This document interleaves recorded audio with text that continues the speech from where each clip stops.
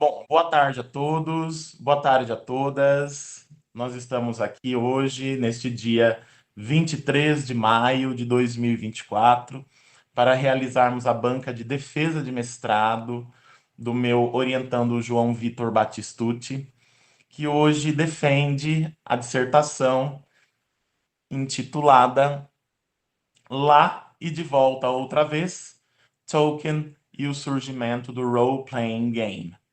Começo agradecendo aos membros da banca que muito gentilmente aceitaram participar deste momento, né? A professora Fernanda Silvestre da UFO, o professor Stefano Stanley da Unesp, neste momento, né? Que está fazendo pós-doc aqui conosco na Unesp.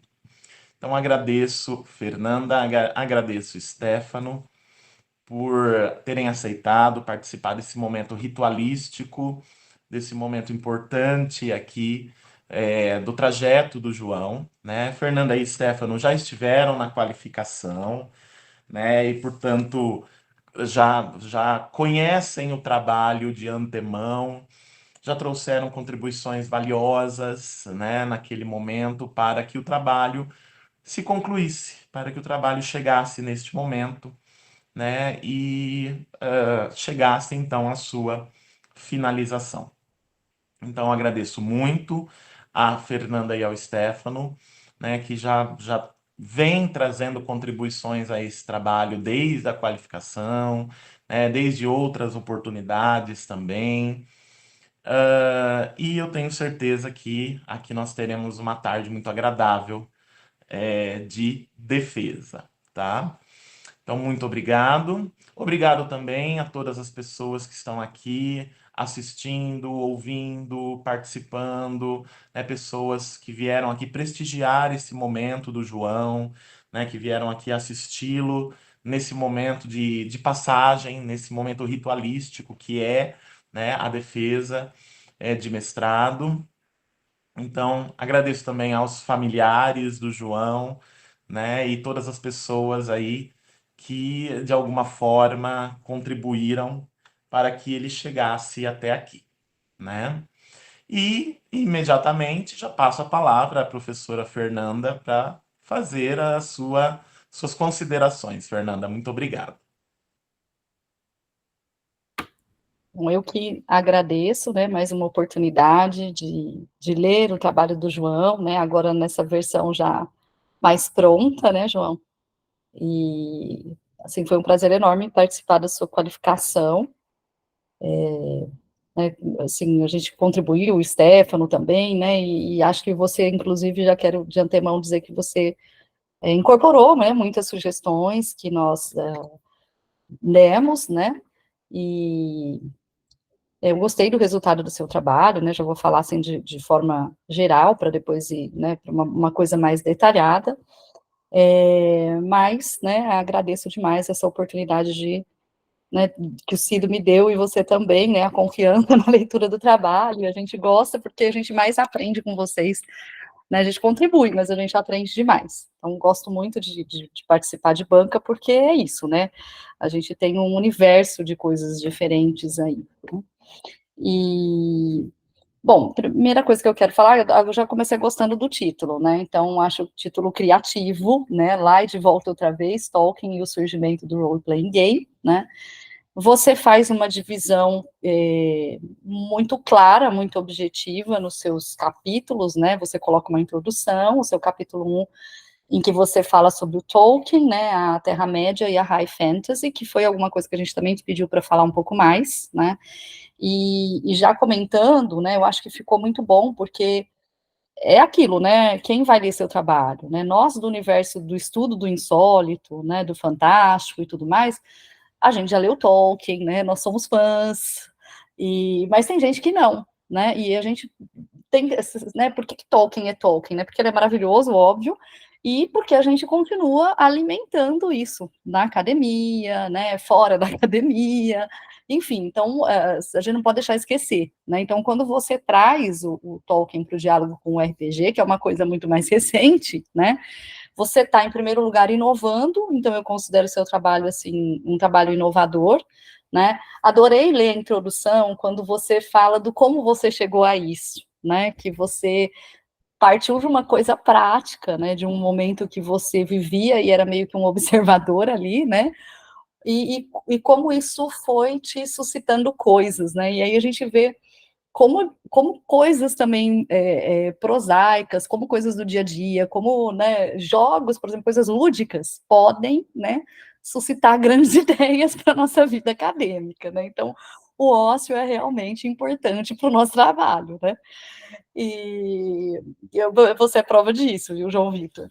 Então, é interessante, assim, como você chegou nisso, né, e até depois, né, você conta, né, da sua trajetória acadêmica, né, do seu encontro com o Ciro, e do como isso se concretizou, né, porque sempre tem pessoas meio doidas como nós, né, Cido, que abraçamos todos os tipos de trabalho fora da caixinha que nos chegam, né.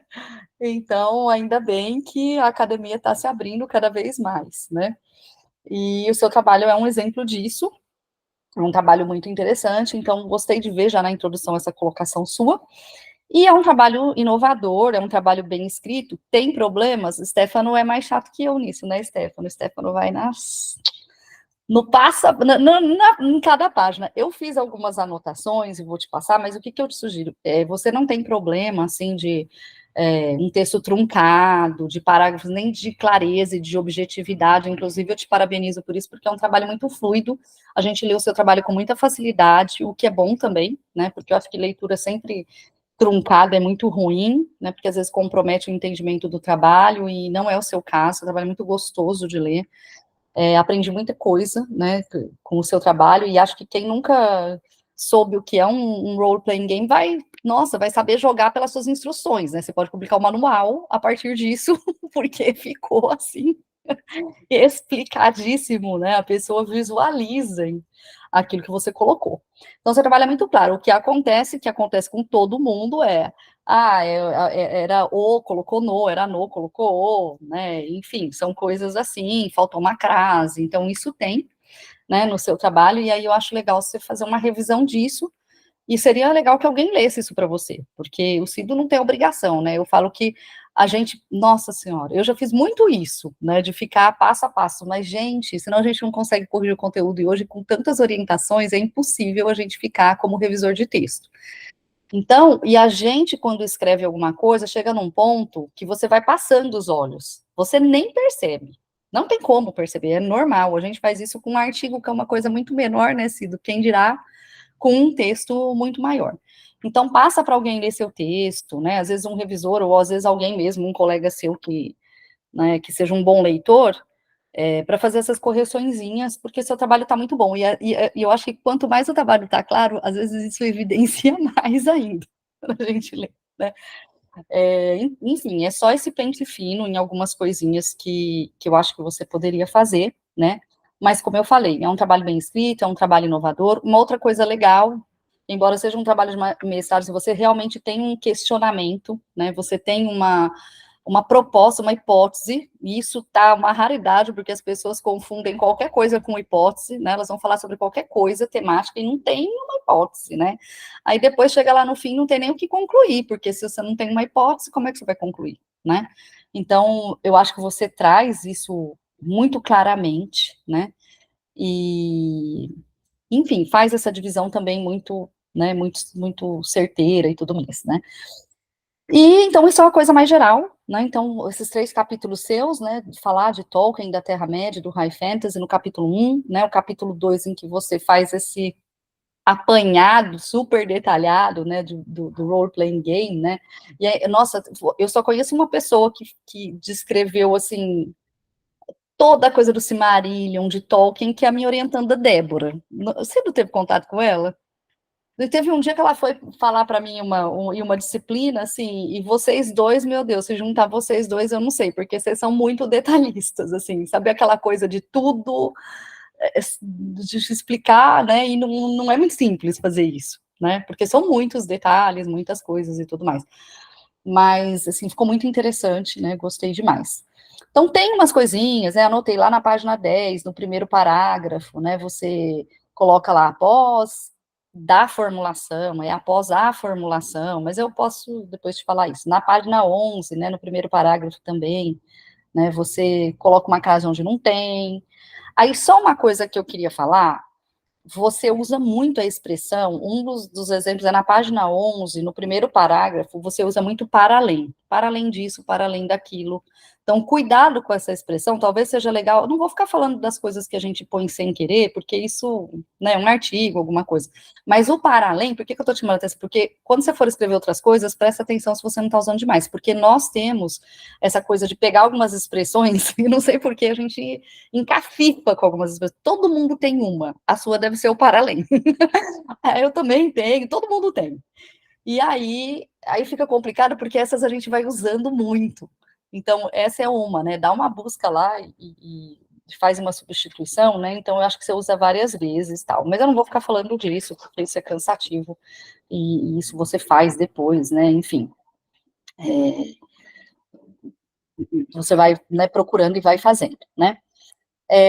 Então, achei interessante, né, você, lá no capítulo 1, né, quando você fala da fantasia como um desdobramento do maravilhoso, né, então achei importante isso, né, você passar esse detalhamento, né, e você colocar que o maravilhoso tem vínculo, né, com a realidade, que a fantasia é esse mundo secundário, né, porque muitas pessoas, eu não sei o Cido, mas quando eu vou dar aula de alguma coisa, eles querem saber, mas o realismo mágico não é a mesma coisa que no fulano, não sei o que, as pessoas têm uma necessidade de saber, e não é muito simples mesmo. A gente precisa ficar pensando, porque em alguns momentos eles se entrelaçam. E, assim, muitos escritores, principalmente os contemporâneos, têm coisa que não dá conta, tem conceito que não dá conta. Você fala, nem maravilhoso dá conta, tem o outro dá conta, e parece que em determinados momentos você está numa situação, determinados em outras, então é muito difícil isso, né? E aí eu acho que ficou legal você fazer essa diferenciação, né? Para quem lê e para quem é leigo nisso, né? É importante, organiza o pensamento, né? É, e evita de ficar te perguntando toda hora, né? Porque é tão engraçado, tem tantas coisas mais importantes. Eu falo às vezes para os meus alunos, nossa, vocês querem. Né, tem tantas coisas para além disso, viu, João Vitor? Né? Que a gente. O contexto, a interpretação, a história em si, são tantas outras técnicas, outras coisas que são importantes, mas parece que as pessoas ainda, às vezes a gente ainda está muito ligado a um ensino que anteriormente era assim mesmo, né? De colocar as coisas em caixinhas e tudo mais, né? Então, acho que isso, de certa forma, mas no seu trabalho eu acho que isso é legal, é importante você fazer essa separação, né? Então, acho que ficou bem legal, né? E esse capítulo ficou muito detalhado, né? Muito bom, né? Porque mostra que você conhece a obra e quem não conhece vai conhecer, né? Então, você consegue dar elementos para possíveis leitores, né? Não só do seu texto, da sua dissertação, mas futuros leitores de Tolkien, né? Para quem não é. No seu capítulo 2, né? Eu adorei, né? Eu achei muito interessante, porque eu não sou uma jogadora de RPG, né? Já vi gente jogar, já presenciei e tudo, mas eu não sou aquela que cresceu jogando RPG, né? Mas já conhecia algumas coisas, mas eu não conhecia essa origem, né, esse histórico do RPG. Então, isso foi muito legal, porque as regras eu até sabia, né, embora eu não seja uma jogadora, assim, sabia, não como você, obviamente, né, mas eu tinha essa noção. Agora, né, essa questão do histórico, eu achei muito interessante, né, do surgimento e tudo mais, né, então acho que é uma coisa bem interessante, né, e era uma fã do D&D, né? Nossa, adoro. Filme, né? Então, assim, é muito bom. E achei muito interessante você falar e falar tão detalhadamente sobre isso, né? Né, a questão que você trata também de ser como um avatar, né? É muito legal. E também, assim, a questão de você ter usado, né, o Huizinga, que é, assim, para mim, o teórico que realmente fala, né, sobre essa questão do jogo, com mais propriedade, né, e tudo mais, então acho que foi uma escolha teórica aí sua, talvez do Cido, né, que é o seu orientador, muito, muito certeira, né, você realmente se apropria, né, e você vai falando dessa importância do jogo, né, e tudo mais, então ficou muito, muito legal, né. E no seu capítulo 3, né, que você entra realmente mais na sua relação, é onde você vai interligar, né, a questão da sua hipótese mesmo com esses capítulos teóricos que você fez, né, você realmente retoma. Quando você fala, né, do narrador em Tolkien, né, dessa ação, né, essa coisa contraditória, porque é um texto de ação, mas ao mesmo tempo é paradoxal, porque a narrativa, em vez de se tornar uma narrativa muito ativa, é uma narrativa lenta, né, então achei ótima essa percepção sua, né, de você destacar isso, né, e do como, né, é semelhante a questão do narrador no D&D e no RPG, no Tolkien, né, e no RPG também. O que mais? E achei legal essas divisões, porque daí você foi por tópicos, né? Você fala do narrador, depois você parte para os mundos. Dos mundos eu adorei. Foi um dos que eu mais gostei, um dos tópicos que eu mais gostei, porque você detalha super bem, né? Essa coisa do mapa, né? É impressionante, né? Como é interessante isso, né? Essa criação. E como esses mapas são semelhantes, né? A hora que você coloca lá visualmente, dá para a gente realmente olhar, né, embora o mapa, né, no D&D tenha muito mais elementos ali, né, muito mais coisas, né, como você mesmo destaca, né,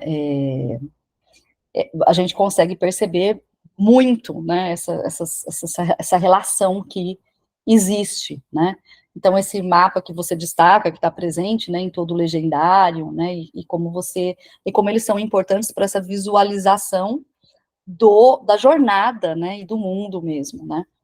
Então, eu gostei muito de você ter trazido também essas questões, né. E essa comparação que você faz, né, com o Silmarillion, né, e esqueci o nome, é Faerun? Como é que eu pronuncio isso, João? Tá certo? Né? Então, do mito criador, né, como a Terra evolui, desse mito, achei muito interessante também isso que você coloca, né, depois você vai falando da semelhança também, né, da Ilha de Valinor com o do Encontro Eterno, né, da Ilha de Valinor, as criaturas também, né, Warg, a mudança só da vogal, né, muito interessante, então são muitas coisas que você coloca, né, dos Ents também, você vai detalhando, né? Então você vai nas criaturas, você vai no mundo, e achei legal você fazer esses tópicos bem divididinhos, né? Os povos e as raças, né? Você trata lá dos hobbits, né? Dos halflings, etc, né? Então, eu gostei muito do seu trabalho, eu não tenho, assim, nenhum senão em relação a essas questões, assim, tá mal relacionado, né? Não, eu acho que tá muito bem colocado, está muito bem analisado, né? Você vai, busca lá no início questões que você falou, né? E aí eu não vou te fazer nada, nenhuma sugestão em relação a essas questões, né? Eu tenho algumas perguntas para você, perguntas assim, bem que queria que você ficasse à vontade para pensar no seu trabalho mesmo, né? Foram coisas que me suscitaram a partir do seu trabalho, né? Assim, uma das coisas que eu queria saber é assim, né? O que você acha que é a maior contribuição do seu trabalho? Onde você acha que você contribuiu mais? A sua visão, tá? Eu tenho a minha, mas assim, eu queria ouvir você, né? Em que seu trabalho, né, contribui? E aí, uma outra coisa, né? Como você vê, porque você fala do D&D, né, do Dungeons and Dragons, da relação com Tolkien. E aí, você, como um conhecedor de RPG, né, porque a comparação foi justamente com esse, você acha que tem outros jogos, tem outros RPGs que se aplicariam também nessa questão do Tolkien? Você vê alguns que também poderiam ter se inspirado nessa relação com o Tolkien, né? E como você acha que o Tolkien veria isso hoje? Porque é uma relação intertextual, né, vamos dizer assim, né, da Terra-média, de tudo mais, que você vai colocando, você esmiuça e você prova pra gente, né, você comprova pra gente, né, que tem, né, tá bem comprovadinho ali, com tudo, com todos os detalhamentos que você faz no capítulo 3, né, você lê isso, né, você lê isso mais como uma cópia entre aspas, né, ou como uma reverência ao Tolkien, ou como você enxerga, mais amplo, assim, eu queria que você falasse como você enxerga essa relação intertextual, né, do RPG, né, com essa questão do Tolkien e tudo mais. Então, era isso que eu queria te ouvir, né, que você falasse um pouco mais de como você Assim, de chegar a hora, assim, eu terminei meu trabalho, e agora eu quero refletir sobre, né, o que ficou para mim, né? Era mais nesse sentido que eu queria te perguntar. Para mim, seu trabalho está bem redondinho, está um trabalho muito interessante, né? Acho que tem muito a contribuir, né? Como eu falei. E aí eu queria te ouvir, era mais nesse sentido, mas queria que você ficasse muito à vontade para comentar. E se você quiser comentar outras coisas em relação a isso, que não exatamente eu perguntei, queria que você ficasse muito à vontade. Bom, obrigado pelas perguntas, Fernanda. Primeiro, boa tarde para todo mundo aí que está assistindo. E bom, vamos lá, né? Olha, sobre a contribuição, professora Fernanda, é muito difícil de te responder por conta de eu ser o sujeito dela e conseguir enxergar até onde eu consigo atingir. O que eu espero no sentido de contribuição, honestamente, é principalmente homenageando uma das teóricas que eu utilizei muito no trabalho, que é a Sônia Rodrigues, né? Que esse trabalho, assim, seria quase impossível se eu não tivesse tido o trabalho dela. Inclusive, eu coloco a citação dela na abertura, porque a gente precisa olhar para o RPG dessa maneira mais analítica para ver o impacto que ele pode gerar, principalmente nessa retomada da oralidade, que é muito importante, ainda mais que a gente está num mundo da era digital, dessa era de a gente sempre estar interagindo através do texto escrito, né? Ou a gente interagindo através do áudio, e o RPG retomar esse ato da gente se juntar coletivamente em torno de uma mesa e contar uma história, sabe? Então, muitas vezes, conversando com o Cido, quando a gente ia fazendo reflexões sobre a dissertação, sobre o projeto, a gente entrava nessa, né? Como que o mestre parece aquele velho ancião em torno de uma fogueira, que conta a história para os mais jovens e os mais jovens repassam isso à sua maneira. Então, o que eu gostaria que, né, da maior contribuição que eu enxergo é abrir as portas para outros trabalhos sobre o RPG, que venha com todo tipo de proposta, que caminhe para frente, da gente, inclusive, por exemplo, pensar o movimento oposto, o jogo de RPG que vira livro, por exemplo, que eu até cito isso na dissertação, né? Que alguns jogos depois vão ser transformados em literatura. Como que funciona esse processo de adaptação? Então, assim, eu gostaria que fosse um passo inicial. Por isso, até esse capítulo 2 entra muito forte na questão de discernimento das regras, né? Porque a Sônia Rodrigues ela faz isso no livro dela, mas ela sintetiza muito porque ela se preocupa com outros dois jogos de RPG, né? Tanto com GURPS quanto Vampiro à Máscara. Então ela precisa sintetizar muito como as coisas funcionam. Então eu vi essa necessidade de introdução para ter a porta aberta para tipo, ó, a gente já trabalhou isso, foi criado ali uma base de pilar, mais ou menos, para que se aflore para outros caminhos, outros sistemas, outras regras. Eu enxergo dessa maneira. Se eu fosse falar agora um pouquinho mais do objetivo pessoal, eu acho muito bonito, assim, é muito simbólico para mim a história que você comentou, né? De eu lá quando criança e eu e o Cido a gente passou praticamente um ano debatendo sobre o possível objeto de pesquisa, viu? A gente fez um top 10 de coisas, a gente foi recortando e aí, ironicamente, depois de muitas reuniões, o Cido simplesmente virou para mim e fez exatamente a pergunta que eu fiz para o meu tio há muito tempo atrás, que foi: o RPG ele surgiu de Senhor dos Anéis? Então, assim, se eu conseguir contribuir dando uma resposta minimamente plausível para isso, já é muito belo, de poder ter uma coisa mais estruturada em cima, de entender onde estão esses intercâmbios referenciais. Sobre a segunda, olha, Fernanda, o mundo, assim, em relação a Tolkien, a gente encontra o tempo inteiro. Porque a gente tem o próprio RPG de mesa de O Senhor dos Anéis, que chama O Um Anel, que ele adapta Senhor dos Anéis para RPG. O que eu acho que mais interessante dentro dessa ideia é a gente olhar, por exemplo, o Vampiro à Máscara.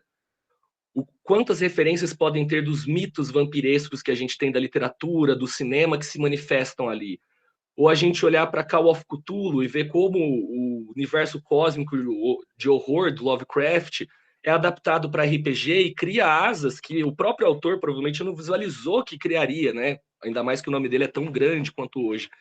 Então, eu vejo que dá para a gente trabalhar nesse fio, de ver como que o RPG abarca todas essas referências que nos rodeiam, sabe? A gente olhar para os mitos medievais e ver eles sendo retrabalhados e retrabalhados, a gente olhar para a literatura de terror sendo retrabalhada, a gente olhar para a própria ficção científica e tentar fazer esse rastreio, sabe? Esse diálogo entre as obras para a gente ver como que elas estão caminhando.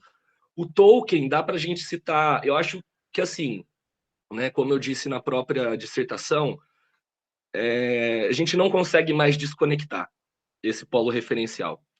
Porque os livros têm aquele grande clássico, né? O exemplo que eu vou dar que é em torno dos livros. Toda vez que você pega um novo livro de fantasia que estoura, uma das coisas que você mais encontra é lá na contracapa escrito assim: o novo Senhor dos Anéis do terror. O novo Senhor dos Anéis político. Game of Thrones tem isso na capa. Né? A Batalha do Apocalipse tem isso na primeira capa. Então, assim, é incrível ver o quanto ele enraizou. Sabe? A gente não consegue mais tirar essa relação. E aí é onde fica a porta para a gente olhar para essas outras obras e ver como esses elementos dialogam também. Talvez olhar para um Crônicas de Gelo e Fogo e fazer esse rastreio, né? Falar, nossa, o que o Martin tirou de Senhor dos Anéis para fazer Crônicas de Gelo e Fogo? O que essas outras obras podem fazer, né? E sobre a terceira questão, ela já é mais difícil de responder, né? Porque o Tolkien ele tem uma relação muito, e com o devido direito, né, muito preciosista com a obra dele, a ponto dele ter até escrito aquela não é uma carta, né, aquele texto sobre como traduzir a obra dele, né, ele dá até instruções de tradução. Então você vê que é uma pessoa que tinha muito cuidado. O que eu penso, se ele estivesse vivo no momento que o pessoal de D&D escreveu os primeiros livros, teria dado problema. Ele não teria ficado muito feliz de ver Orc, ter visto Hobbit. Se ele não presenciasse esse momento e visse o pós, que é quando você tem essa releitura, que é eles mudam os nomes e fazem mais homenagem do que uma cópia, né? Eu acho que ele já ficaria extremamente feliz, penso eu, de ver como que a fantasia retornou. Porque o Tolkien tinha essa questão de reviver o mundo das fadas, né? De fazer a gente viver a maravilha novamente e a gente encontrar o final feliz. Então, acho que ele seria uma pessoa muito, muito, muito satisfeita, talvez, de ver toda essa parte da antiguidade que ele gostava tanto, do medievalismo romântico, dos mitos clássicos sendo, né, reaproveitados, tendo recontato, retraduções constantes no contexto que a gente vive hoje. Então, acho que se ele não tivesse pegado o momento da cópia, ele teria ficado muito feliz. Então, a gente teria duas faces do Tolkien. É isso, tá? João, obrigada, fiquei super satisfeita com as suas respostas, assim, a reflexão, eu acho interessante a gente refletir, né, sobre o trabalho, porque às vezes a gente não pensa, a gente faz, está envolvido naquilo, né, mas como seria isso, né, o que abarca, achei muito interessante essa sua fala também da terceira pergunta, né, sobre o Tolkien, acho que eu concordo com você, né, que num primeiro momento, talvez ele não ficasse muito feliz, né, mas é isso, né, hoje a gente vive nesse movimento de releituras, né? Eu não sei se você tem intenção ou não de continuar trabalhando com RPG, né? Mas achei muito legal. Como é que chama esse RPG que você falou, dos vampiros? Vampiro à Máscara. Só para te Isso. dar um contexto interessante, desculpa estar interrompendo sua fala, mas só para agregar, já que você ficou interessada. Eles criam um sistema de clãs de vampiros, né, que cada um tem uma característica que remonta à literatura anterior. Então, por exemplo, você pega o clã dos Toreadores, são claramente os vampiros da Anne Rice. Claramente.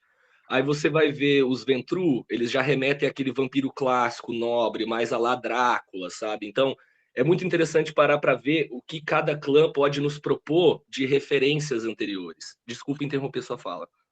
Não, eu estou pensando aqui que você teria um trabalho maravilhoso, por exemplo, a partir desse né, RPG. Nossa, fiquei super interessada, né? Não para eu trabalhar, porque não é minha área, né? Mas você, que é uma pessoa que está nisso, né? Eu acho que, nossa, daria um trabalho maravilhoso. Eu fiquei pensando em mil coisas aí, a hora que você citou, né? E eu não conhecia. Mas eu acho que é isso, né? Eu acho que trazer esse universo é muito interessante, porque você vê, como você mesmo falou, né? Hoje a gente está acontecendo esse movimento inverso, né? Os jogos viram literatura, que é o que está acontecendo com os filmes também, porque antes a gente tinha literatura que virava filme, hoje a gente tem filme que vira literatura também, né? Então a gente percebe que tem um movimento inverso em relação a essas diversas, né? mídias, meios, vamos dizer assim, né, que retornam ao literário, né, sempre foi o contrário, mas a gente está vendo esse movimento que é uma coisa bem do momento, né, e é interessante, né, isso também era um trabalho interessante, né, o porquê que isso está acontecendo, né, porquê que, enfim, como isso se dá também, né, essa mudança de meios, né, de publicação e tudo mais, né.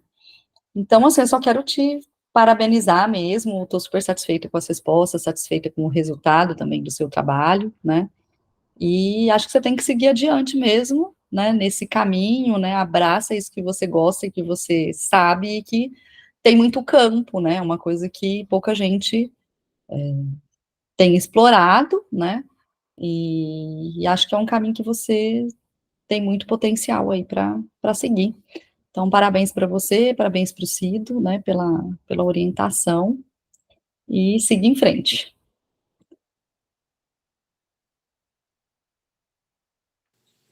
Muito obrigado, Fernanda. Obrigado pelas gentilezas, né, pelas palavras maravilhosas e pela pergunta incrível que você fez, pelas questões que você fez ao João, que eu acho que tá cada vez mais difícil, né, em bancas de defesa, a gente colocar perguntas que solicitem que o candidato se defenda, certo? Enfim.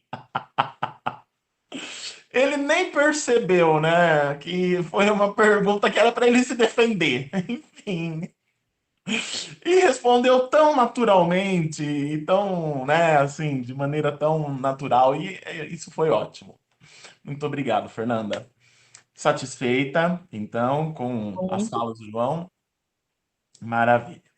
Então, dando continuidade, eu passo agora a palavra ao professor Stefano para fazer suas considerações.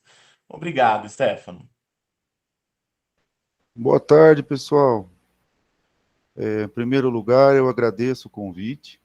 Como bem lembrou a Fernanda, eu sou a chatice em pessoa, né, nas minhas revisões de texto. Então, muito obrigado, Cido e o João, por me dar a oportunidade de acompanhar o trabalho, né, da qualificação até a sua conclusão, né, que é a defesa. Eu tenho algumas questões de Stefano, chatice. só um adendo, não é chatice, não, é minúcia. Você é detalhista. E Ah, é ótimo isso, porque eu, nem todo mundo é. É eu muito bom chamo, ter alguém na banca assim como o Stefano, viu? É, assim, é maravilhoso. Vou te chamar para as minhas, viu? pode chamar. Vou Eu chamo de mesmo, chatice, eu já tô Fernanda. assim com algumas aí, já tô com você na cabeça, Ciro na cabeça. Desculpa, era só essa interrupção. Ô, Fernanda, agora eu vou interromper também. Ô, Fernanda, chama ele para suas bancas assim. Ele adora participar de banca. Stefano ama. E você vai amar, porque é isso aqui que você tá vendo. Certo? Chama ele para banca Não assim. vou, eu já tô com as minhas agora das qualificações logo aí para agosto. Eu já tô pensando em você, viu, Stefano? Aguarde os convites, né, Ciro? Eu aguardo. A vantagem de me chamar para a banca é que não precisa fazer revisão depois no trabalho, né? Já sai com a revisão pronta. O... João, eu vou trazer algumas questões de chatice, de minúcia, e depois as específicas, tá bom? Antes de mais nada, não leva para o coração, tá? A primeira coisa é o título. Eu gostei do título, ele é criativo, né? Lá e de volta outra vez. Como dizia um antigo amigo meu, se você pegar as funções do próprio e resumir, é o herói sai de casa, o herói volta para casa, né? Eu gostei que você pegou o título do Hobbit, só que, só para dar uma organicidade no seu trabalho, uma coisa que eu notei é, tá, você traz o Hobbit em destaque no título, certo? E aí, é claro que quando eu falo O Hobbit, eu estou falando do Lá e de Volta Outra Vez e o Livro Vermelho do Marco Ocidental e toda a figura dos hobbits como escritores, né, em muitas partes tradutores da história da Terra-média. Mas aí quando você vai lá para o seu... Quando você vai para o seu resumo, não, você cita o Senhor dos Anéis e o Silmarillion e não tem nenhuma menção ao Hobbit. E aí eu fiquei perguntando qual que é essa conexão, porque ele dá uma importância para o Hobbit no título e o Hobbit não aparece. Aproveitando essa observação, uma outra coisa, você traz o título da obra do Gary Gygax nas palavras-chave também. Então você dá uma importância, né? Claro, o criador do D&D, do RPG, do sistema D20 e tal. Mas você não traz nenhuma do Tolkien nas palavras-chave. Nem Senhor dos Anéis, nem Silmarillion, nem Hobbit, nem... Então, aí eu fiquei me perguntando, né? Por que dá importância para o Gygax e não para o Tolkien, sendo que os dois estão sendo analisados da mesma forma. É claro que tudo isso são sugestões, tá, João? Só observações que eu fiz. Eu amei o texto da sua epígrafe. Eu achei que ele traz vamos dizer assim, o cerne do seu trabalho. O que é que você quer mostrar, o que é que você fez, o que você acredita. Então, achei que você foi muito feliz na escolha da epígrafe. Uma outra questão de chatice é que você esqueceu de trocar o ano da qualificação para a defesa e está 2023. Então, quando você for publicar, dá uma atualizada lá, porque o ano está errado. Continuando as minhas chatices de comentários gerais, tá? Eu sugiro uma profunda revisão textual. Em alguns momentos o seu texto está repetitivo. Tem 2 ou 3 trechos que você vai falar de fantasia, mapas, genealogia, línguas, que eles estão praticamente iguais. Então dá uma olhada lá e vê isso. Outra coisa, assim como a Fernanda falou do para além, tem 2 palavras que dá um Ctrl localizar lá e vê o que você faz com elas, porque a primeira você usa o discorrer no lugar de decorrer. Você põe no discorrer da narrativa, né? Então eu acho que seria no decorrer. Isso aparece umas 5 ou 6 vezes. As outras 2 é formal conteudístico. Isso aparece umas 60 vezes. Eu acho que você poderia usar uma outra analogia tal para não ficar tão repetitivo. E a última que você usa bastante é denota. Denota. Não sei o que lá, denota. Não sei o que, denota. Não sei o que lá, denota. E aí eu fiquei pensando, né? Se tudo denota, nada conota. Porque se você usa tanto denota, é porque você está fazendo um contraponto, né? Ou demonstra, sugere, mostra, elucubra, né? E assim vão se desenublando as questões. Voltando aqui, então, essa questão. A outra questão de revisão é o uso de aspas simples e duplas. Sabe quando você começa uma citação que tem aspas e depois aparecem outras aspas no meio da citação? Então faz uma revisão geral disso, porque tem hora que aparece dupla, tem hora que aparece simples, tem hora que não aparece. Então tá uma questão meio bagunçada. Ainda sobre isso de estruturar as coisas todas, as suas citações, tem momentos em que você ainda coloca o autor, o sobrenome do autor inteiramente em caixa alta, então dá uma olhada nisso. E os seus pontos finais, de citações de mais de 3 linhas, todos eles estão em desacordo com a BNT. Porque você acaba o texto, põe ponto final e depois vem parênteses e aí a referência. Os seus pontos estão todos lá no final do parênteses.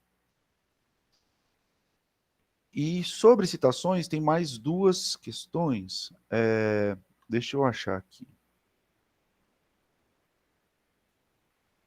Uma, tem hora que você traz um autor lá, um tal de Stanley. que você troca o sobrenome, o ano com a página, né? Porque é sobrenome, ano e página. Então tá sobrenome, página e ano. Isso acontece em algumas outras citações também. E agora eu juro que é a última sobre citação. É quando você vai fazer um APUD, teve um APUD que me incomodou um pouco, eu queria saber o porquê que existe esse APUD. Eu não sei francês, je ne parle pas français. Aí tem você cita lá o Bourneuf e o Helé, que foram dois teóricos que eu usei lá na minha dissertação. E aí você faz um APUD. Aí a minha pergunta é, o texto deles é tão fácil de achar na biblioteca da FCL, por que você fez o APUD? Ou então, por que você não usou as mesmas páginas que eu usei? Né?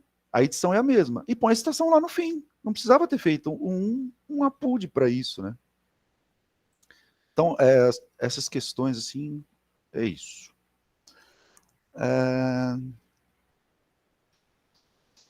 No seu resumo, eu entendo que depois de trabalhar tantos anos e gostar de Tolkien, tem uma familiaridade, mas você põe lá, a obra de Tolkien, Tolkien, Tolkien. Eu acho que pelo menos as primeiras vezes, ou no resumo e abstract, seria importante você colocar o nome de qual Tolkien você está falando. Porque para nós, leitores, né, conhecedores da obra de Tolkien, é óbvio que você está falando do J.R.R. Tolkien, mas para quem não conhece, vai procurar, por exemplo, num repositório e coloca Tolkien, não dá para saber se é o neto dele que escreve ficção, se é o Christopher, ou quem que é, qual Tolkien que você está falando, né? Então, só para ficar bem específico mesmo. Bom, continuando. Na página 5, na lista de figuras, tem um capas com Z lá. É uma gralha de digitação, né?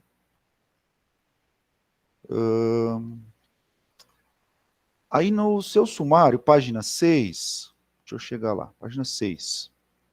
Eu tenho uma sugestão para você, e aí você fica à vontade para, né, alterar ou deixar do jeito que está. Mas você coloca assim, introdução, aí depois você coloca, capítulo 1, ponto, lá e de volta outra vez. Eu acredito assim, é o meu ponto de vista. Se você está fazendo um trabalho acadêmico, subentende-se que ele tenha capítulos. Se fosse meu trabalho, eu tiraria capítulo. Eu colocaria só 1.0 e o título, né? Tiraria os capítulos. Coloca só o número do item e qual que é o capítulo. Essa é uma sugestão.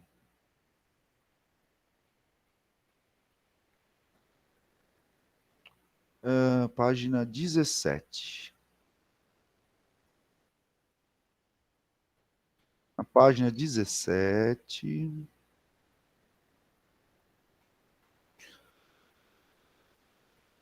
Lá no finalzinho, o último parágrafo. Os seres nefastos que ele havia pervertido andavam à solta, e os bosques escuros e sonolentos eram assombrados por monstros e formas pavorosas. E mais ao sul acontecia o despertar dos elfos. Os primogênitos de Ilúvatar eram mais fortes e imponentes do que se tornaram desde então. Aqui, o que acontece, João, é que você colocou a citação num momento em que você está dizendo que eles despertaram, eles surgiram. E aí a minha pergunta que fica é a forma como você usou a citação. Se eles estão despertando agora, como eles se tornaram alguma coisa desde então? O que é o pré-surgimento deles? Entendeu? Então, não tem nada conceitualmente errado. É a forma como você usou a temporalidade dessa citação em relação ao que você quer dizer. Fica parecendo que tem um pré, e tem mesmo no momento da citação, mas aí é só alinhar. Na página 29, tem uma questão lá que, aliás, tem duas questões que três questões que eu pedi para você arrumar na qualificação e ficaram iguais, né? Não teve alteração nenhuma. A primeira é o anel Vênia, né? Que não existe, é Nênia. A segunda alteração, isso aí está na página 29, tá? A segunda alteração, ainda da qualificação, é na página 61, que tem o 4RD, né? Que seria Forth, não Ford. Isso eu já tinha notado lá e continuou igual. E a outra questão também da qualificação é a padronização do Terra-média. Uma hora está maiúsculo, outra hora está minúsculo, outra hora... Então, adota um estilo que você gosta e segue o padrão para o resto da vida. Literalmente.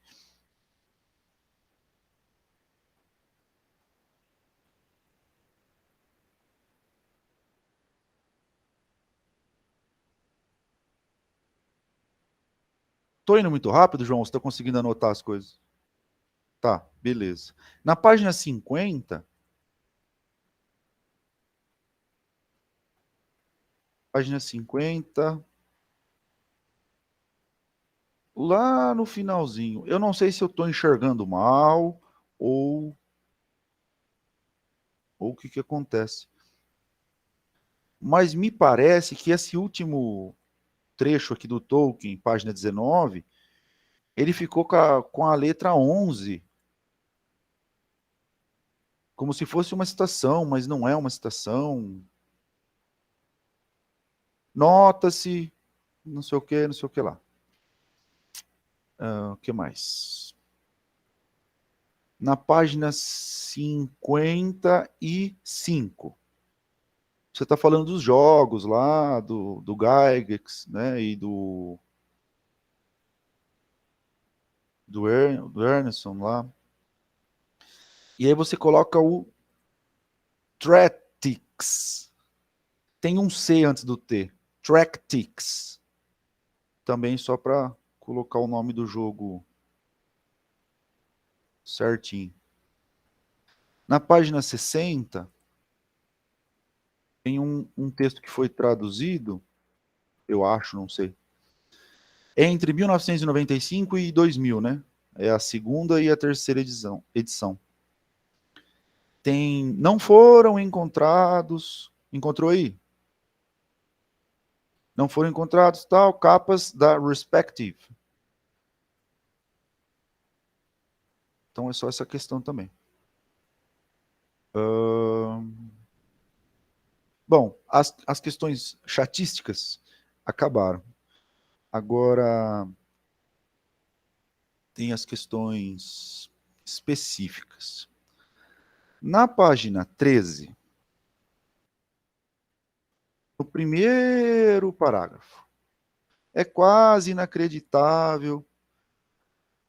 Olha lá, aí depois você fala, ao dar forma e conteúdo para seu universo ficcional, denominado como Legendarium, ou mais costumeiramente chamado pelo nome de Terra-média. E aí eu discordo, porque o Legendarium não é a Terra-média, e a Terra-média não é o Legendarium. Uma coisa é uma coisa abstrata. O Legendarium é um corpo de lendas. A Terra-média é um espaço físico, ficcional, mas físico, que designa uma parcela do universo que compõe o Legendário, onde se passa o Legendário. Então, só dá uma ajeitada nisso aí, para não ficar parecendo que, Terra-média é o Legendário. Não, Terra-média é um espaço. Na página 16, saiu um Valar ao Carme. Acho que é erro de digitação, tem um M a mais lá, que não existe.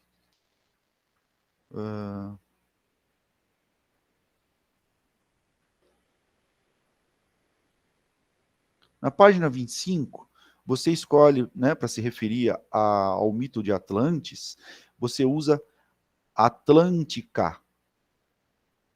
É você que escolheu porque você quis, né, assim, conscientemente, ou... Porque geralmente o pessoal fala ou o mito de Atlantis ou Atlântida.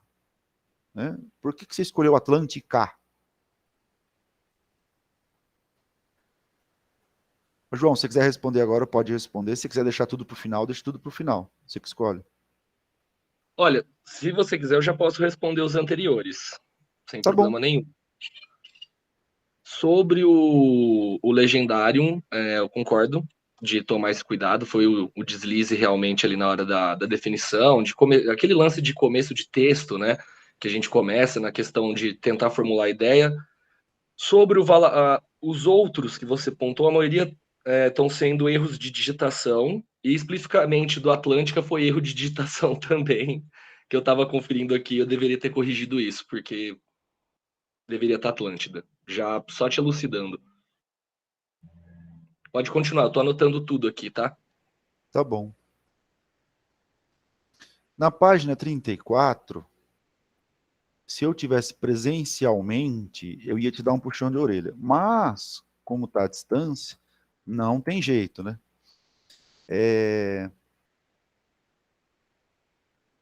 Lá no meio da página você diz assim, quem é esse necromante, de quem ele fala? Encontrou aí? Aí você diz assim, ó, Mithrandir, nome élfico. Aí a minha questão é, você está fazendo um mestrado sobre Tolkien. A partir de agora, você está se tornando um especialista na obra de Tolkien. E aí minha pergunta é, que raios de élfico é esse? Sindarin, Quenya, do que você está falando aí? Porque você é especialista em Tolkien. Então você tem que colocar qual élfico você está falando. Fica muito genérico. Para o leitor, né? O leitor alegre, desavisado, tudo bem, é élfico. Mas para um especialista, qual élfico? E se você quiser colocar ainda melhor, você vai lá, procura a definição e coloca lá o elfo do cajado. E assim vai.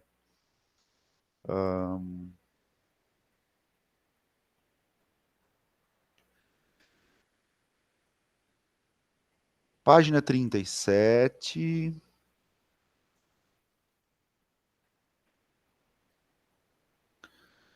Logo no comecinho, está falando de Frodo, certo? E depois você coloca uma citação do Campbell. E aí é um cuidado que você tem que tomar sempre que você for usar uma citação. Porque da forma como você colocou, parece que o Campbell fez um estudo sobre a atuação de Frodo.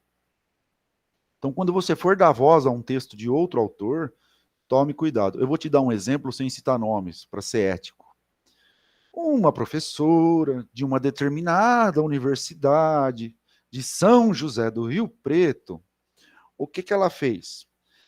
Ela fez um texto para uma revista acadêmica, Qualis Diamante, e aí ela colocou não sei, não lembro o que era, ela colocou o Santos Dumont analisando uma coisa que foi inventada agora, o tablet, na citação.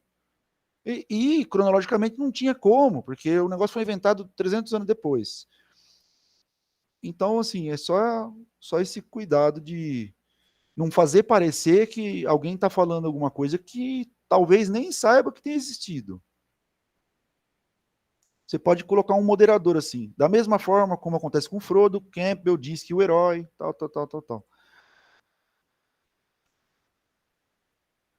Na página 38, tem mais um errinho de digitação.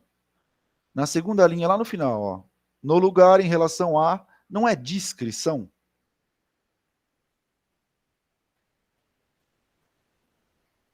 Consegue mandar mais especificamente? Só deixa eu ver aqui. Os hobbits chegaram a Valfenda e lá reencontraram muitos conhecidos. Na 38.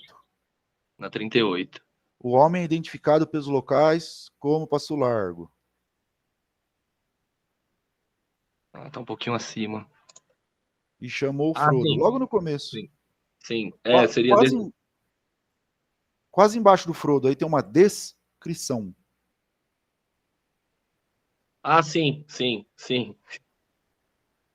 Correção também. Aqui outra questão de, eu não sei como é que eu posso chamar isso, mas assim, de responsabilidade no uso da citação, né? Ou da alteração da citação. Na página 48, Certo. você traz uma longa citação do Tolkien, E aí você substitui o fadas Por High Fantasy. por high fantasy. E aí fica a minha pergunta para você, cabeluda, que do jeito que ficou, com a sua alteração, dá a entender que a principal característica da high fantasy é a eucatástrofe. Né? A invertida, que leva ao final feliz, tal, por oposição à descatástrofe e tal. Mas eu, pessoalmente, não acredito que a eucatástrofe seja a principal característica da high fantasy. Aí eu pergunto para você, se o herói, né, o protagonista, se ferra no final, deixa de ser high fantasy? E aí Então, outra pergunta, cabeluda, na emenda dessa. Tá, o Tolkien fez a teoria dele, muito bom, muito legal, é usado no mundo inteiro, ele é o precursor dessa teoria e tal. Aí, pensando no Frodo, final feliz para quem? Porque ele volta para casa, tá tudo destruído, estrupiado, tem que construir tudo, ele é ferido mortalmente, quase morre, e ainda é obrigado a abandonar o condado, né? Para ir embora. Então, assim, é um final feliz? Essas duas questões. olha, Stefano, já aproveitando, acho que melhor nessa dinâmica, né, para já ir respondendo e a gente não ir acumulando um monte de coisa. Eu optei por a inclusão da High Fantasy mais para fazer uma conexão direta com a questão teórica, tipo, de conseguir fazer essa junção para o leitor, mas não seria o pilar central da alta fantasia, né? Até porque a gente tem essas possibilidades, pegando o RPG mesmo como uma campanha que é ditada pelo fator sorte, querendo ou não ao jogo de dados, pode muito bem ter um final desastroso até, né? Então, fazer até uma correção nisso para deixar bem claro que, agregar uma observação que, olha, isso aqui é uma conexão textual, mas não é a característica principal da High Fantasy, agregar esse ponto para que não tenha essa possível interpretação também.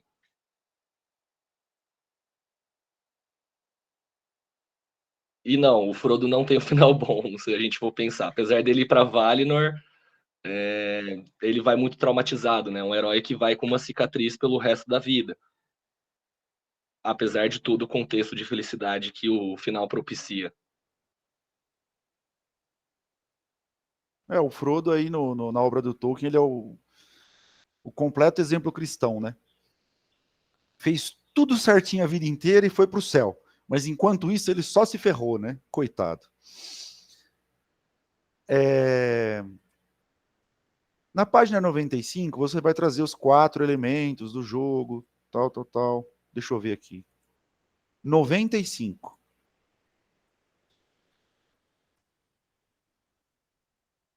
No fim do segundo parágrafo.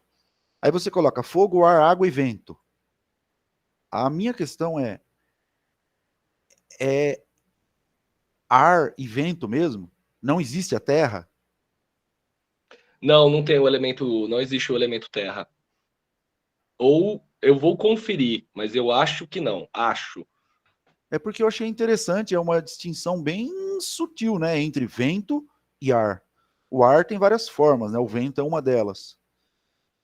Eu achei interessante. Porque na hora que eu fui ver só para te pontuar, na hora que eu estava fazendo essa parte, eu estava acompanhando o livro do lado, tipo, texto aqui e livro do lado, para não rolar aquele movimento de escrever coisas que eu pressuponho que eu já tenho memorizado. Então eu estava acompanhando o livro aqui e no momento que eu fui ver esse momento de agregar, né, o tipo de magia estava dessa maneira. Aí não sei se é uma interpretação dos tradutores, na qual estava consultando, ou se está assim no original. Seria até legal de dar uma olhada no original, porque a edição 3,5, né, que é a que eu dei o protagonismo na análise, eu consultei pelos tradutores mesmo da Devir.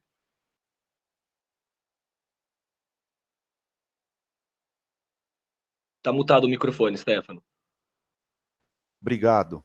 Aproveitando a deixa da Fernanda, né, da pergunta qual é a principal contribuição do seu trabalho, eu acho assim, ele é inovador e abre portas para qualquer pessoa que queira estudar a imaginação, o jogo, o ludismo, com L, tá? Ludismo.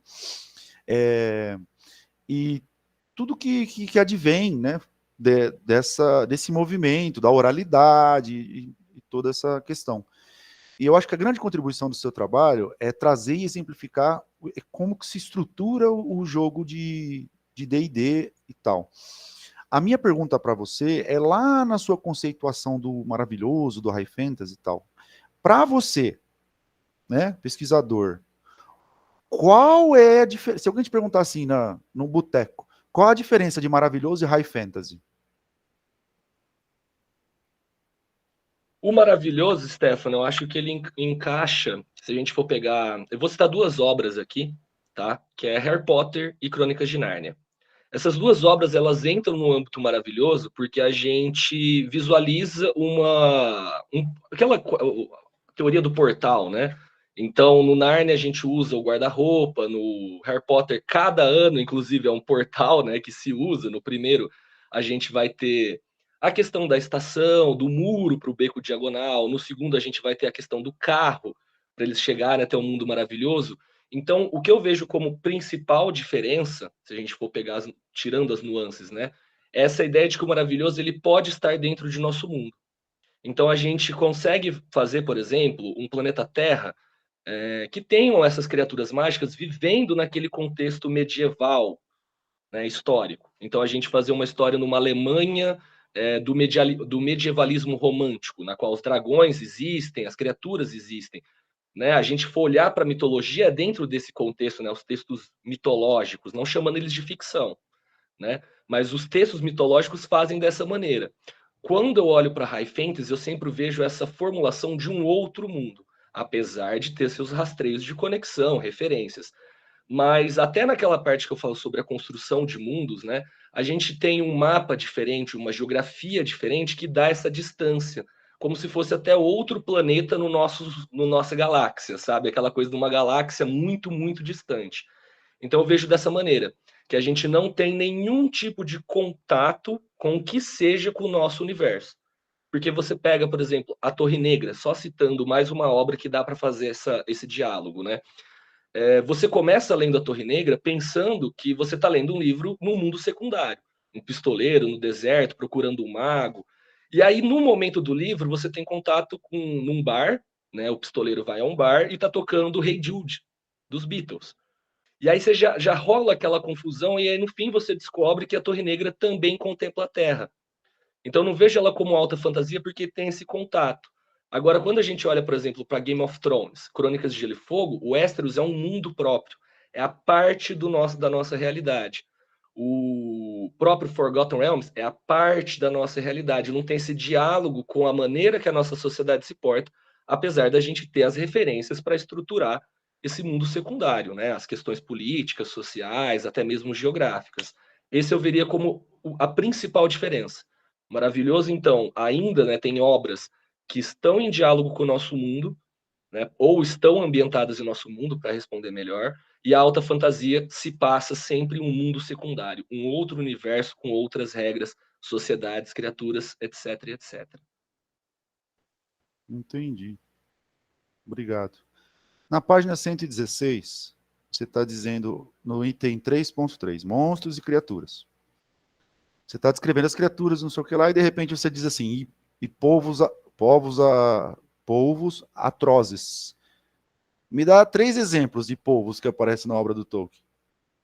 Olha, o único que eu me lembro, porque foi o exemplo que eu quis colocar, é o povo que eles enfrentam na entrada de Minas de Moria. Mas é o Aquilo é um único. povo? Eu sei, é porque ou eu tô associado imageticamente por conta da maneira que o filme adaptou, mas é que eu realmente, se eu for usar dentro dessa sua provocação, talvez minha imaginação tenha sido carrapateada, sequestrada pelo filme. Então, quando eu leio O Senhor dos Anéis, eu acabo imaginando um povo, de fato. Eu não consigo imaginar outra coisa. Te dando essa resposta, e te dando uma comprovação de que meu imaginário foi sequestrado. Então, assim, quando eu leio, eu penso em um povo. É porque se você entrar nos fóruns e tem o pessoal se matando, é povo, não é povo. É que nem a asa dos Balrogs. Balrog tem asa, Sim. não tem asa. Eu só perguntei por causa disso. Mas assim, acho que é até uma coisa legal de agregar aquilo que a gente sempre conversou em âmbito pessoal, que eu não consigo ler essa parte sem imaginar o povo, por conta de ter visto o filme primeiro, inclusive. Entendi. Na página 121, no primeiro parágrafo, 1, 2, 3, 4, 5, 6, na 7ª linha, você vai dizer: os trolls e dragões fazem parte da Terra-média, criaturas populares do imaginário mitológico e folclórico, nórdico e finlandês medieval. Qual a diferença do imaginário folclórico nórdico e do finlandês?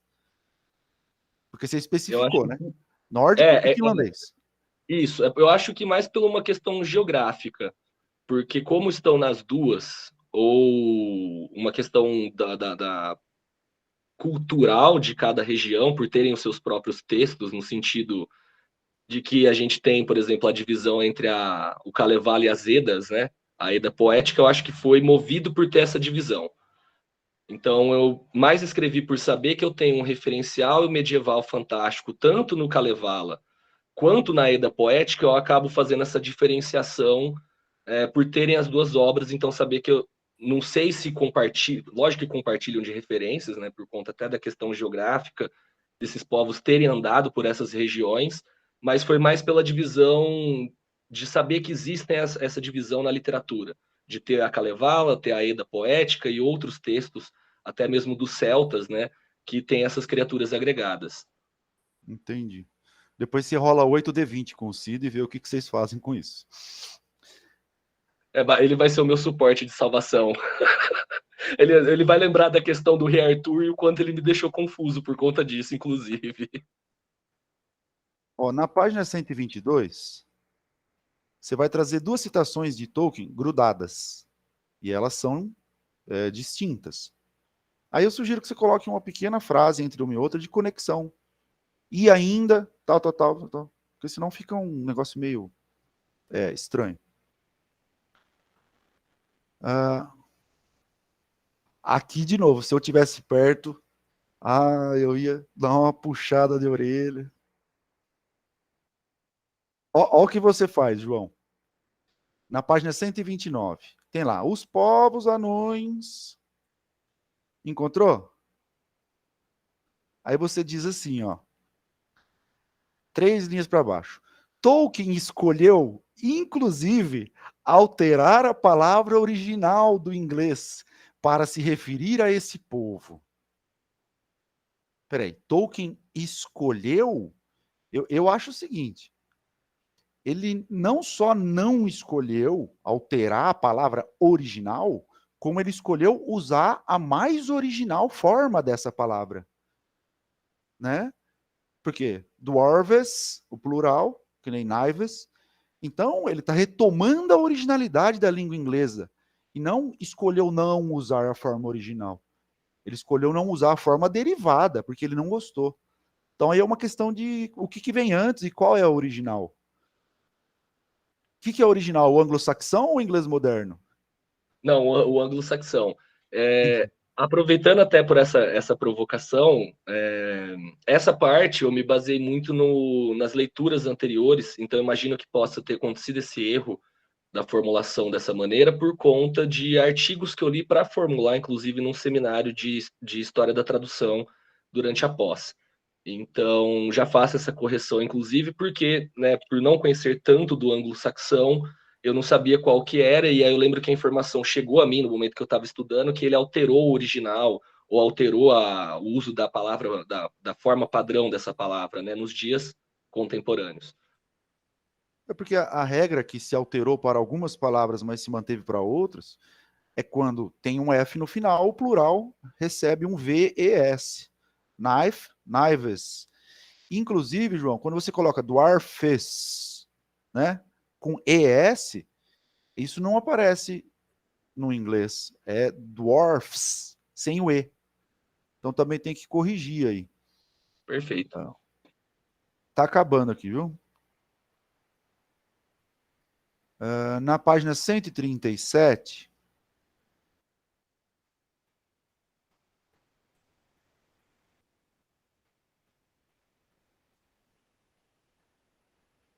lá no item 3.6, na 5ª e na 6ª linhas. você diz assim, da popularidade das obras fantasiosas. Eu entendi o que você quis dizer, mas eu alteraria o fantasiosas, porque na boca do povo aí, tecnicista, fantasioso é pejorativo, né? Ah, é fantasioso. E eu colocaria fantástico, né? Ou ficcional. Porque o Tolkien, apesar de fazer fantasia, era realista. E em muitos casos o mundo dele funciona 500 vezes melhor do que o nosso. Então eu só trocaria isso. E aí na linha de baixo você coloca assim: estabelecido o protocolo imaginal ficcional da fantasia, onde na literatura fantástica. Então ficou meio repetitivo. Fantasioso, fantástico, fantasia. Repetiu Certo? 3 vezes, né? Dar uma corrigida para não ficar tão prolixo. Isso. E aí a última questão é que você cita o Sérgio Perassoli. Você cita ele 2 vezes e aí aparece lá nas referências. Aí a minha questão para você é, o nome dele é Sérgio Ricardo Perassoli Júnior. Em uma você coloca lá Perassoli Júnior, na outra você coloca só Perassoli. Citei o pai e o filho, né? Eu só esqueci de colocar o Júnior mesmo. Desculpa. Até onde eu sei, o pai dele não escreveu nada ainda sobre Tolkien. Não, foi um deslize, desculpa. Ficou esquecido o outro Júnior, né? Eu citei o pai e o filho na dissertação. Bom, da minha parte, tem mais uma questão só que me ocorreu enquanto a Fernanda falava, né? E eu fiquei refletindo aqui umas coisas. E eu acho, ô João, não sei se você tem tempo de incluir isso ou se você quer também. Mas se você quiser achar interessante, pega esse gancho e leva para um artigo, leva para alguma coisa. Que eu faria essa conexão do... Claro que eu refleti 5 minutos, né? Isso demandaria uma discussão e tal. Mas o que acontece? Quando você traz os dados na sua reflexão sobre RPG, né? Que os dados eles funcionam como o quê? Como a imprevisibilidade do jogo. Né? É o que dá emoção. Você não saber o que vai acontecer. E aproveitando isso na obra do Tolkien, eu acho que o que dá a imprevisibilidade na história da Terra-média é o que eu chamo de protocolo Stari. É o que evita que o Tolkien ex machina faça com que... Sabe o quadrinho do Instagram? Que o Legolas pega o anel, amarra na ponta da flecha, faz assim, ó, e joga lá dentro da montanha? É o que evita que isso aconteça, né? Que faz com que isso não aconteça. Então, eu acho que o papel do dado, evitando o mestre ex machina, é o mesmo papel da atuação do Gandalf, por exemplo, e tem outras questões também. Eu trouxe um exemplo rápido, de que não seja como eu vou dizer assim, um ditador narrativo. Então, você poderia ter feito esse gancho da variabilidade e de como isso também, não estou dizendo que absolutamente, mas também pode ter sido influenciado pelo Tolkien, evitando esse Deus ex machina, embora ele ressuscite Gandalf, né, que é imperdoável, né? Aí ele foi ex machina e não teve o que fazer. Mas eu acho um gancho interessante, que talvez você pudesse ter trabalhado ou retomar de alguma forma depois, se você achar relevante. E da minha parte é isso. Obrigado. Gostaria de agregar só nessa sua reflexão, achei muito, muito pertinente, porque uma das coisas que o pessoal usa muito para desvalidar Senhor dos Anéis, não desvalidar em questão de qualidade, é sempre falar, ai, mas eu nunca vejo muita magia, né? Tipo, por que o Gandalf não pega e lança uma bola de fogo e explode tudo de uma vez? Por que ele não vira um grande mago? O pessoal tem muito essa dificuldade quando tem contato com o Senhor dos Anéis, por ter contato com outros universos, que a magia é muito, muito vulgar. E é interessante porque se ele não fizesse isso, por que os deuses simplesmente não aparecem, né? Por que eles não tomam uma atitude tal qual lá no Silmarillion, no momento de maior emergência, eles se manifestam e solucionam o problema no final da Primeira Era? Então é interessante ver como que o narrador tolkieniano também faz esse ajuste, né, de manter a imprevisibilidade para a gente continuar inseguro sobre o que vai acontecer. Ou a gente até poder fazer essa relação dos dados de pensar o quanto o Frodo rodou no dado quando tomou a facada do Nazgûl no peito, né? O Pippin, quanto ele rodou de destreza na hora que ele derrubou aquele lapso de armadura dentro de Moria. É sempre legal, porque dá para colocar a situação de jogo de RPG na obra de Tolkien. Você fica pensando nessa questão de onde os dados foram rolados, onde o mestre faz uma intervenção, onde ele deixou a coisa fluir, a maneira dos jogadores, que são os personagens da Sociedade do Anel. É realmente muito interessante. Teve uma hora que você citou lá no texto a bola de fogo, eu falei, pronto, ele vai citar a Tati Quebra-Barraco. Vai falar que é RPG. Aí eu me diverti com meus pensamentos, que não tem nada a ver. Bom, é isso. Obrigado, gente.